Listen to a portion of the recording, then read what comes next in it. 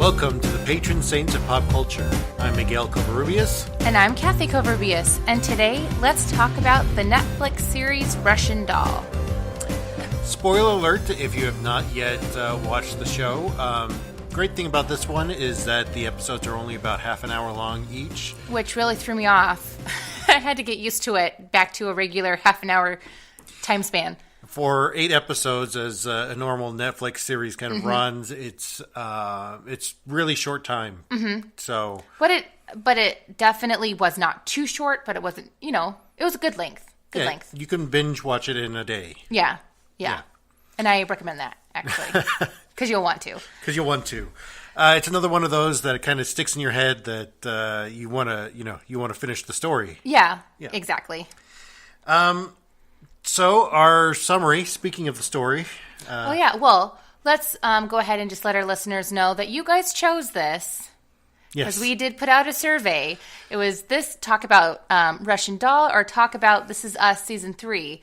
And you guys chose this. So we're just following your orders. Well, we are going to be getting to This Is Us Season 3, but that will be after our next OA episode, which is from Part 1, Episode 5. Yes. So you have to wait a few more weeks for This Is Us. Just 2. Yep. Anyway, summary. Let's see. Time loop like Groundhog's Day, except it's a short-form television series comedy about people. Yeah, it's okay. Sorry, I totally threw off your groove, but I thought I needed to help you out a little bit. It sounded like you got stuck. I did get a little stuck. Okay. But that's my summary. Okay. Summary. So Nadia and Alan are, stuck in a time loop where they die and then they get sent back to a certain time and place. They come together, realize that they are experiencing the same time loop, and they try to help each other get out of the time loop. All right, that works too. Mm-hmm. More than it's about people. Well, because Alan doesn't really show up until like the 3rd or 4th episode. So. Yeah. But it's true. They meet together. They realize they're both dying at the same time and in the time loop. Well, technically, Alan does show up in the first episode. Yes, that is true. You don't realize that it's him. Yeah. She asks about him in the second episode. That's true. I really liked it. And like I said last time for the OA Part 2, this is one of my all-time favorite genres is time travel and parallel realities. I think the time loops one kind of delves into both. Mm-hmm. So, it's the best mix of both, which is why Groundhog Day is one of my favorite movies. Back to the Future is my favorite movie, but the whole series. But Groundhog Day is up there in the top 10. Gotcha. Are you done reviewing Russian Doll? Yes, I'm saying that I really liked it. Okay, I didn't know if you were going to go off on the other movies.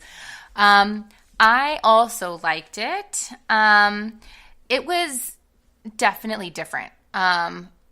You don't see Nadia as portrayed in TV or movie a lot nowadays. I'm talking about like the mid-30s working woman who's like chain smokes. And it's very obvious in her voice that she chain smokes. It just kind of threw me off a little bit because there's not too many people in our generation who smoke cigarettes that much.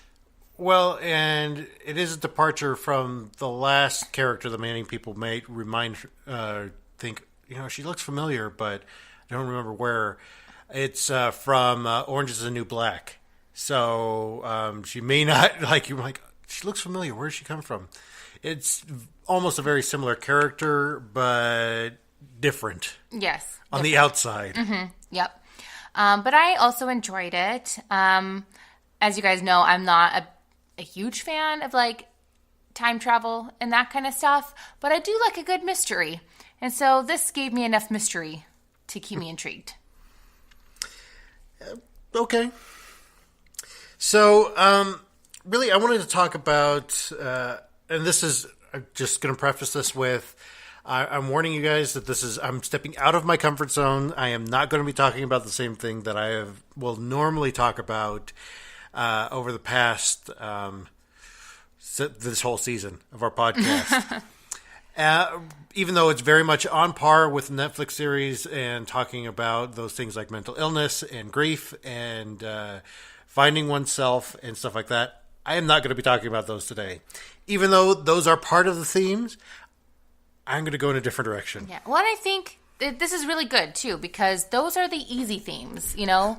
Well, yeah, because that's pretty much what almost every single piece of media right now, that's the story that we're telling. Yep. That's the story of now. And that's the thing about storytelling is that you want to have, what your audience is going to engage with. Yeah. Not just relevant, but timeless. Something that, almost everybody who is in their mid 30s or, a millennial, older millennials, are they're, kind of going through right now, which is, yes, this. There you go. I've hit on every single thing I've talked about this season, so that's out of the way. You even threw millennial in there. I even threw millennial in there. So, yeah, that's out of the way. Instead, I want to talk about how we as human beings are shaped by other human beings. And this is I think explored very well in this series. It's shown as each of the people that she interacts with, how each of them kind of shapes her, shapes Nadia as a person, and how whether she bucks up against that or she doesn't, she goes with them on whatever. Like, for instance, Maxine, almost every single time that she resets in her time loop, she has a different interaction with Maxine. Yep. Even though Maxine is still the same character, it's still like a different interaction. Yep. The conversation still starts the same. The conversation still starts the same. She still calls her the same Sweet thing. birthday, baby. Yeah. And still offers her the ketamine-laced joint, which, by the way, also found out by reading an article today that ketamine has been used to help people who suffer from depression in some clinical studies. Yep. Which I didn't know that. Which makes sense because it's a party drug. Not that I would know that. Well, it's a horse tranquilizer. So, I mean, I heard about it back in the 90s because, I had a friend whose dad would always come and talk to our school. He was a border patrol agent. So he would tell us about drugs that were coming across the border and, Or the drugs that he could get from his local veterinarian. Well, like, these are things that, like, this is what it looks like. This is what you should stay away from. Call your border patrol agent if you find out about somebody who's selling these. Spoiler alert, the DARE program didn't really work very well. No, it didn't. But the point is that this is a great genre to tell kind of that story because history does end up repeating itself, that we get into these cycles with each other, that we get into these, especially with our parents and with the cycles that our parents go through, the damage that I love that one phrase. I'm going to talk about that here in just a second. But what Ruth tells Nadia at one point is, don't confuse your mother with her damage. Is that you see Nadia throughout the entire series is really struggling with that idea of becoming crazy like her mother. In fact, that was for both of them, for both Nadia and Alan, that was one of their biggest issues, was being thought of as crazy. Yep. And like for her, it was just this huge thing of not repeating that cycle. And Alan didn't really go into it too much about why, for him, it was such a big thing. Like he said that he was hollow in his whole big reveal speech to Beatrice. Before their timelines reset, before they were able to get out of the loop, before they were able to break the cycle. And so I think it was a very interesting way to kind of really explore that, how our cycles are shaped by other people. That even just, people that we meet, that we respect and that we look up to, that we end up taking on their cycles too. Mm-hmm. Even if it's a good cycle or it's a bad cycle, it's one of those things. So let's talk about that. What cycles have you noticed in your family, like whether good or bad, that you kind of noticed going on with them? Well, definitely. Are we talking about like everyday like little habits, or are we talking about like big picture things? I would say big picture things. Okay. Things that I think really shaped you and shaped like who you've become. So definitely addiction, whether that is like substance abuse, alcoholism, well, you can be pretty much addicted to anything, attention, that kind of stuff. Mm-hmm. Addictive personality is very strong in my family, and it usually tends to hit like one or two people in each of our generations. It didn't hit any of my grandparents, but my great-grandparent, my great-grandfather, one of them, he was an alcoholic. My dad is an alcoholic. And then I have other family members in my generation who also have suffered through some kind of substance abuse. And mainly because of growing up with my dad, I definitely picked up and like really focused on tricks on how to make sure that I myself don't become addicted, especially since I know that it's in my family. And there's been studies done that when it comes to addictive personality, it's a trait that is passed down. And as long as you know that, there's things that you can do to help prevent it. And one of those things, for example, if I'm too sad, I don't drink when I'm too sad. Oh, and I also don't drink when I'm like too happy. I just try to keep the alcohol away from those high emotions, so I don't connect them together. Does that make sense? It does make sense, but on some levels it does seem a little weird from the outside. No, it definitely does seem weird. I know. So like when I tell people like, because I've had people who are like, "Oh, I'm so sorry that happened to you. Let's go get drinks." And I'm like, "No, I'm too sad to drink." And they're like, "Wait, what?" I'm like, I get it. I know that this is what some people do, but it's just something that I have learned that it's okay to drink. It is even okay to, get drunk. And yes, I have had many hangovers, but I do it in a way that I feel like I have a little bit more control. Which that's essentially, I know that sounds kind of weird. Well, I mean, but you know what I mean. Like we're both over 30 now, so me just I don't think barely. I don't think hangover is ever going to ever happen for either of us. The last hangover I had was back in Colorado Springs. Yeah, I think Nadia's party just kind of terrifies me. Every time she resets to it, I'm like, oh, God, no. I don't understand how people our age can just do it weekend after weekend. I just don't understand. It's also a lot of money. It is a lot of, that's another alcohol thing. Is it's expensive. a lot of money, yes. Oh, and that's another thing, too, is some of my family spending habits, but I won't go into that. That's a different thing. I'll just focus on. Well, and for you, it's also like you won't even take painkillers for your headache. No, I know. And I know that's really silly, but it's true. Like I'll have a huge migraine and you'll be like, well, have you taken anything for it? And I'm like, no. Well, you should take something. Okay. And then I don't. Yeah. And that's, for me, it still seems weird, even though we've been together for 10 years now. And going on 8th year of marriage, it still seems weird. Yeah, no, even so, the only time I let myself just like soak it all in was after I had Peter and I still had the morphine drip. I was like, yes, please. Like, I will accept this. Yes. But even then, like when we came home from the hospital, she gave me some, pain relievers and I just didn't fill the prescription. And there's been times too when I've had other surgeries where I just don't fill the prescription. Yeah, and for me, it's I've already talked about a lot of my cycles that I'm trying to break out of with my parents, and I'm avoiding talking about them because they're my usual topics. So I'm going to move on. There are also good cycles that that we pick up, and I think it can be appealing, especially those for instance.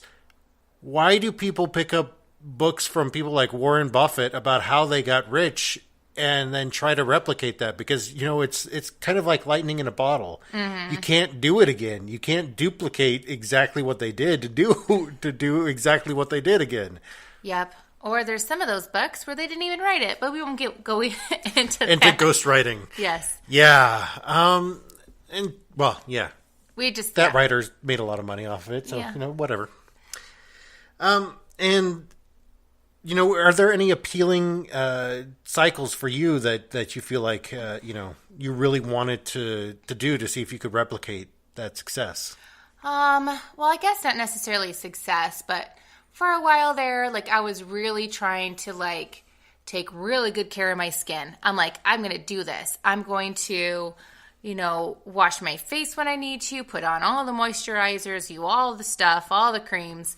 And I just don't, it's too much for me. I tried. I really did. I still put on moisturizer. Obviously, I still wash my face and I'll put on moisturizer, but that's about it because it's just exhausting and it costs so much money. And I don't got the time or the money for that. Well, for me, it's definitely with people who are.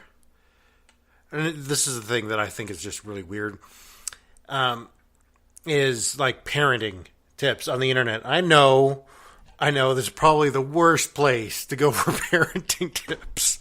No, forums is the worst place to go for parenting tips. And at least articles are a little bit better. Yeah. But the one that I found earlier this week, because our son is, hitting people and has been a little bit violent because he's an only child right now, and sharing is not something that comes naturally to a toddler. Yeah, so thank you, friends, for letting our son play with your children so then he learns how to share. Exactly.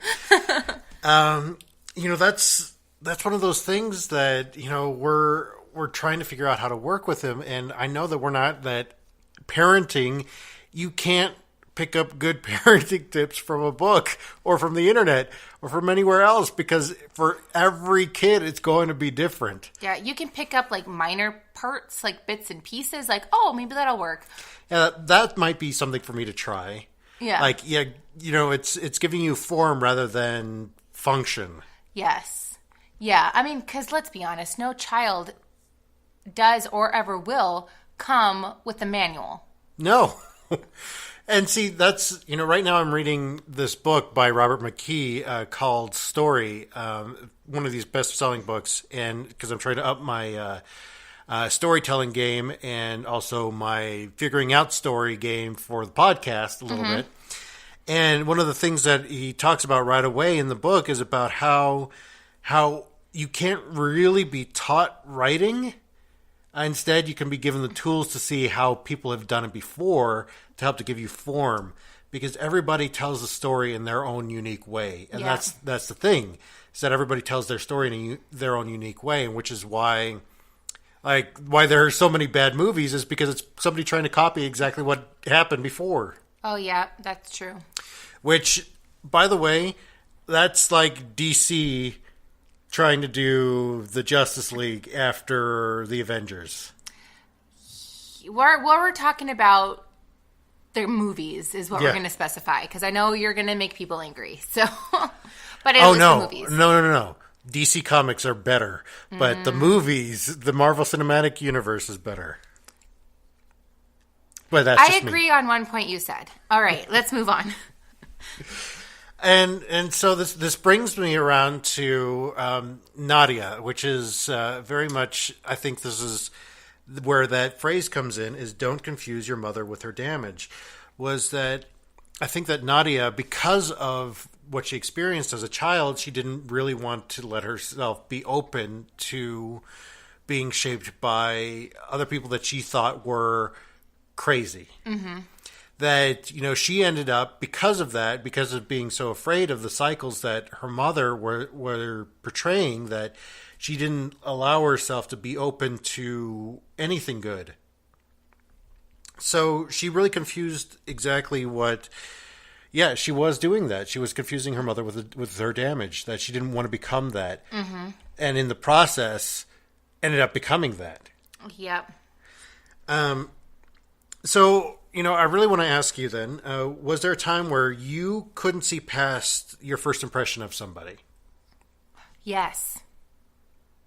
How? Who? Most recently, probably a coworker of mine, and she started a little bit after me, and as soon as she joined the team, I was like, oh boy, she's a chatter. Like, I just knew right off the bat, like, she's going to chat my ear off. And, working in customer service, like, you have to put the customer first. If you want to do well in this job, you have to focus on your job. There's no focusing for her on the job.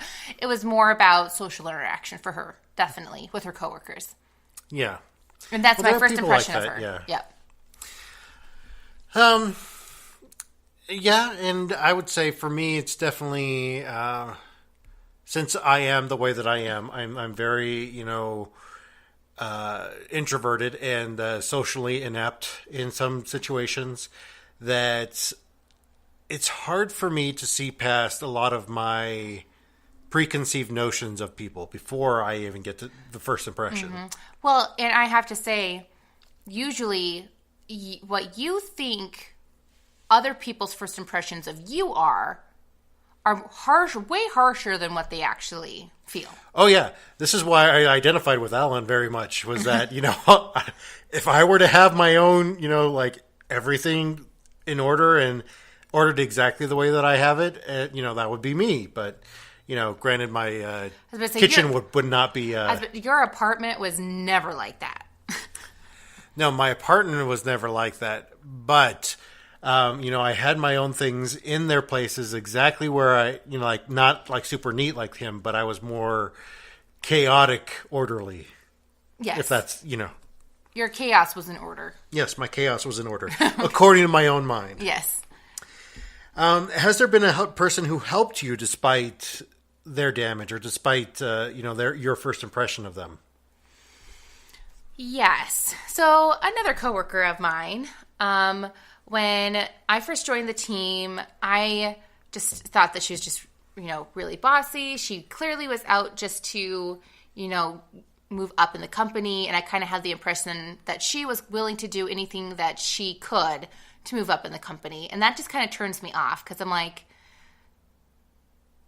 even the one coworker was very the exact opposite of, I'm going to try to make this as much social hour as I possibly can.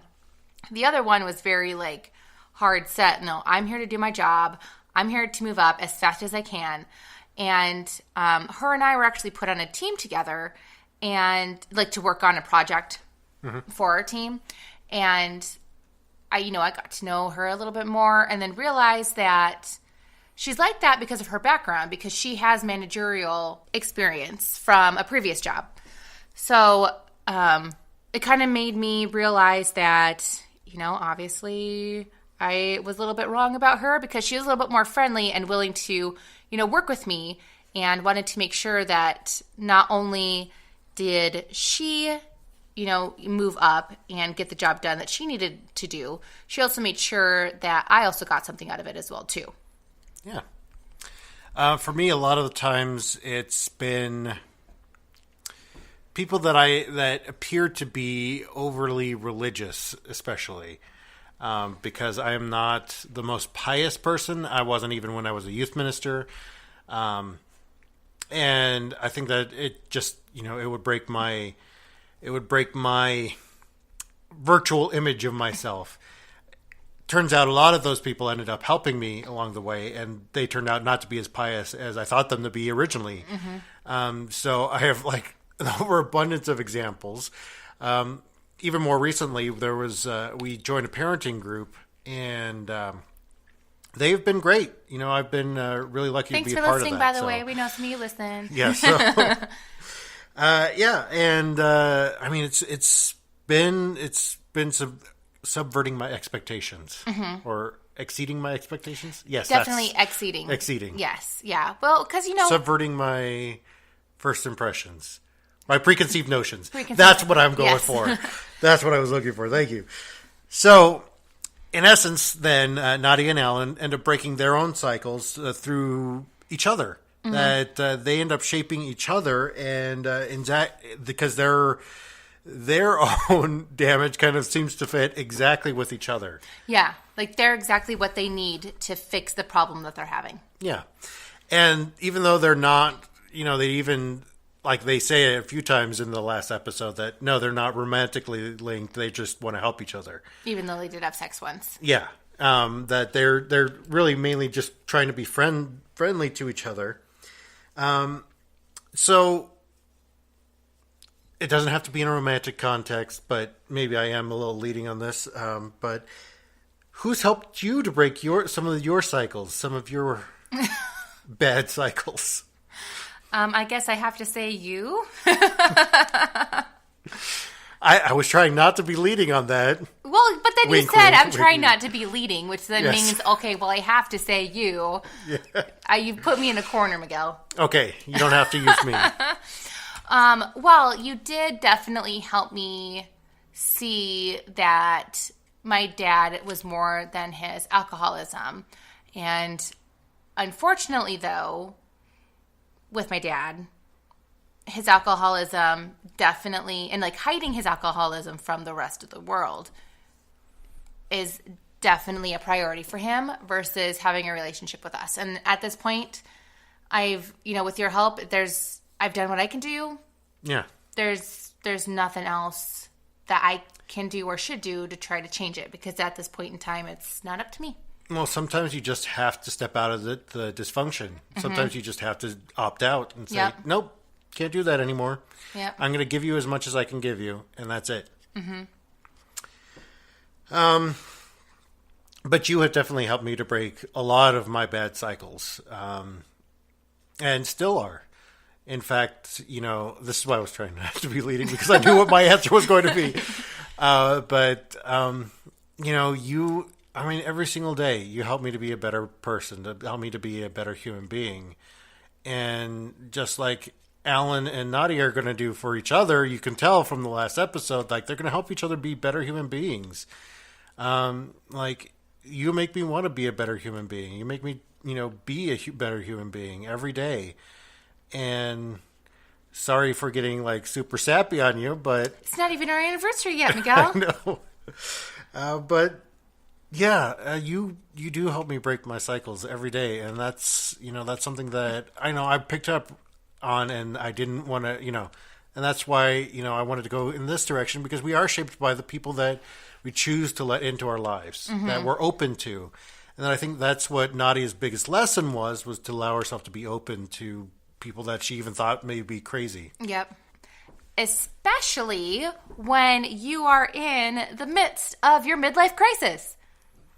That was a great transition, everybody. I'm talking about midlife crisis. But, right, wouldn't you agree?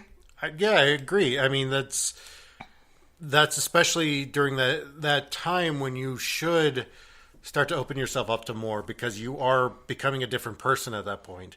Like me, I am 35, and, I should start opening myself up to new experiences and better things. I can't continue the way that I was doing the first half of my life. True. And let's be fair. I mean, especially nowadays, 36, which is how old Nadia has turned, is the new 26. Like in the scope of how people are living their life now. It's true. People... Because of extended adolescence, but that's a different topic for a different... I was about to say, that's your topic. That's not my topic. Because now, at 26... even like 20 years ago, people bought a house. They already had a couple of kids. They were married. They were set in their career. Now at 36, even though I just turned 30, I am definitely one of the few people in my age group that I know that own a house, that are married, and are just starting to have kids. Because we just had the first one, and we're not done having kids yet. So we just started having kids. So we are a little bit late to the game. Well, I guess you're closer to the 36 part since you're 35. But anyway. Which, by the way, here's a fun fact tidbit that we found out right beforehand. In numerology, 36 is the number for two lives. And so it has a couple of meanings within the show. If you've watched the show, you'll know exactly what I'm talking about. Yeah. And we just kind of thought it was kind of funny because numerology is used a lot within the Jewish tradition. And the fact that Judaism isn't like a main aspect of the show, but it definitely is part of the storyline for a couple of episodes. We just thought that was kind of funny. It's what makes Nadia Nadia, because Nadia was like, yeah, I'm kind of Jewish. Yeah, so. Exactly. Yep. And let's be fair. I mean, us millennials and people around our age, because we're kind of, I mean, you're like an older millennial. I'm like more of a mid-millennial. I mean, it's not like we're not always making these life decisions to like push things out by choice. It's kind of more by circumstance with us that we've had to push these out. But knowing that, do you think that you have hit your midlife crisis, or do you still have a few years left? Or are you on the verge of a midlife crisis? Well, people are living longer now, into their hundreds. And, you know, if I'm going to judge by my grandmother on my mom's side, you know, I think it's probably midlife because I'm, you know, 80s is where her mind started going a little bit, where, you know, I don't expect my mind to last much longer than that because I've taken years off of my life from doing all the walk-ins and everything else that I've done with youth. Mm-hmm. So, I mean, I guess maybe midlife, yeah. I definitely felt like I've gone through a quarter life crisis already, which I know is kind of silly, but I feel like, you know, people our age, I keep saying that, but it's true. Like, a lot of us tend to experience that quarter life crisis of, oh shit, I'm an adult. I definitely don't feel like an adult. What the hell am I doing? Like, I feel like that's part of the quarter life crisis. Whereas the midlife crisis is, oh crap, I've already lived half my life and I still have so much to do. You know?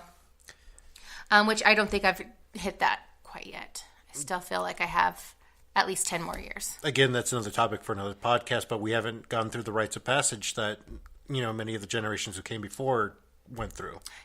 Yeah, and who knows? Who knows if I'm ever going to retire? I'm probably going to be working my day job up until the day I die. I've got just kind of, that's the realization that I have put myself in. Until we ever hit the big time with our side hustle. Yeah, who knows? Who knows if that'll ever happen? Where we'll get 100 listeners. Woo! So anyway, back to focusing on the actual show at hand.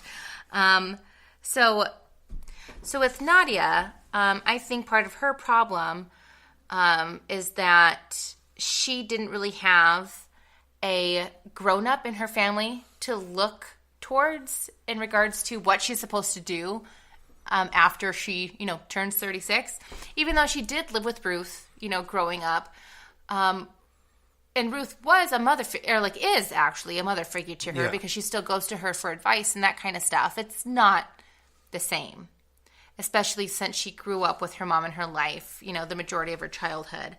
And she doesn't have, I think because she lost her mom so early, you know, she doesn't want to have a partner or kids because she's afraid that they're going to hold her back. Because I think that part of her being upset with her feeling guilty about her believing that she killed her mom, even though her mom killed herself. But anyway, there's still that thing in the back of her mind that I held my mom back, or I made my mom do this. I killed my mom. And that scares her a little bit. And so because of that, it just makes her completely selfish, I think. Yeah. I mean, it's very evident from who she is, and that's her whole story arc, is becoming a better human being. Yeah. Well, and it's okay, it's definitely okay to focus on her job and not have a family and that kind of stuff. But she definitely put a hard line in the sand and said, that is not a possibility. Never will it be a possibility. I'm going to make it not even something in my mind by making sure that I'm never going to have a family. And I think that's one of the reasons why she just kind of drops Mike. Yeah. Not Mike. John. Drops John like she did. I mean, John seemed like a good guy, and he really wanted her in his life. And the fact that he had a kid just kind of, I think, creeped her out. Kind of was just too much for her to deal with at the time. And also, too, I think that her smoking the way she does definitely shows how much she does not care about herself or anybody else. Even though she says that she knows that she's oh my gosh. Selfish. Thank you. Coming from also my parents used to smoke. Well, my dad still smokes. My mom doesn't smoke anymore, but smoking also kind of is also a little selfish as well too, because you have a higher chance of dying sooner, whether that's through cancer or just general smoking takes life off of your years off of your life is what I meant.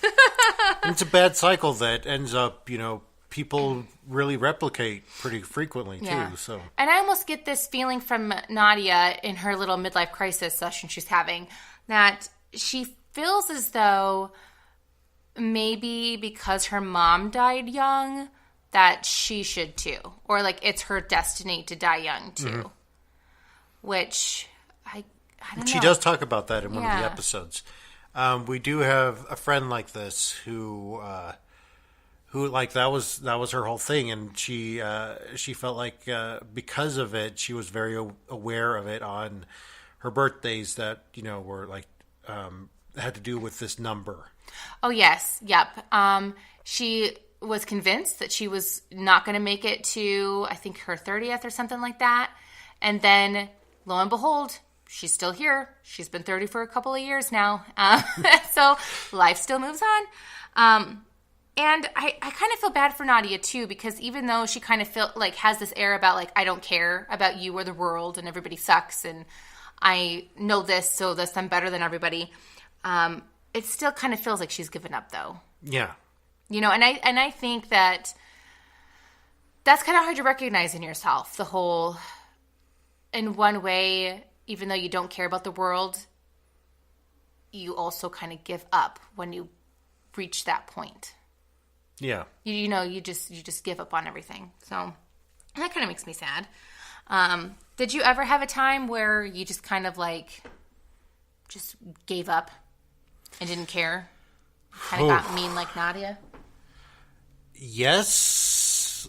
I think and oftentimes they kind of only last a day where I'm mean and, I get, like that. But especially going through as many job transitions as I have, I think a lot of it has to do with that, and why a lot of my anxiety is kind of work-based for me. Mm-hmm.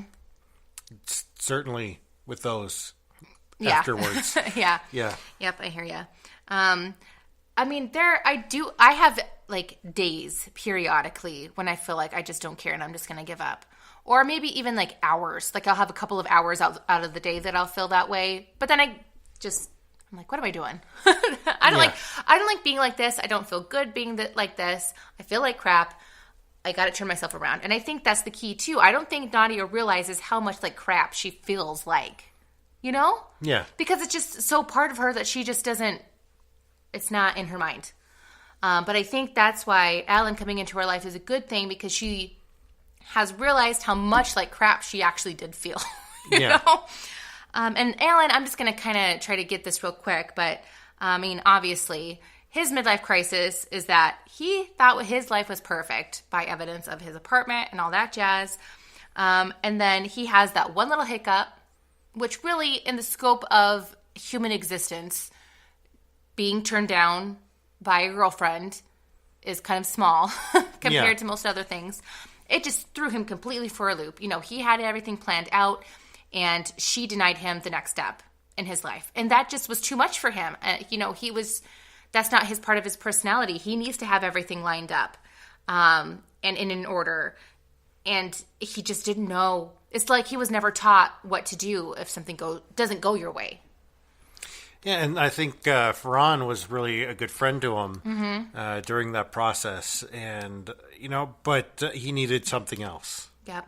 Just real quick, where do you think that he got all that pressure from?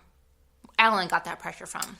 I think this is another thing where talking about those bad cycles. I think that this is probably something from his parents.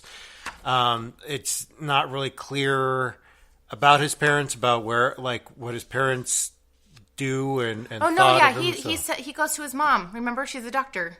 Yeah, yeah. He goes to his mom, who's a doctor, and she it showed that she was putting a little bit of pressure on him, but wasn't really extremely clear about that. Yeah. Anyway, I kind of think that it also has to do with him being a millennial and how the older generations like to put a lot of pressure on us. Anyway, so. You said millennial more than I did this episode. I did, but now it's time to wrap it up. So you can go ahead and find us on Instagram at Patron Saints of Pop Culture. You can also find us on Facebook at that same handle, Patron Saints of Pop Culture. You can also find us on Twitter at Real Honest Faith. And finally, you can always hop over to our website at thehonestfaith.com. Also, let us know what you want us to talk about. I throw up polls every now and then on our Facebook page for what we're going to be talking about. Obviously, there are a lot of things we didn't get to on Russian Doll. Like I talked about, like some of the same things that we've talked about with other series. So please let us know if you want us to do another episode on Russian Doll. So with all of that being said, we invite you to come and join the conversation. Bye.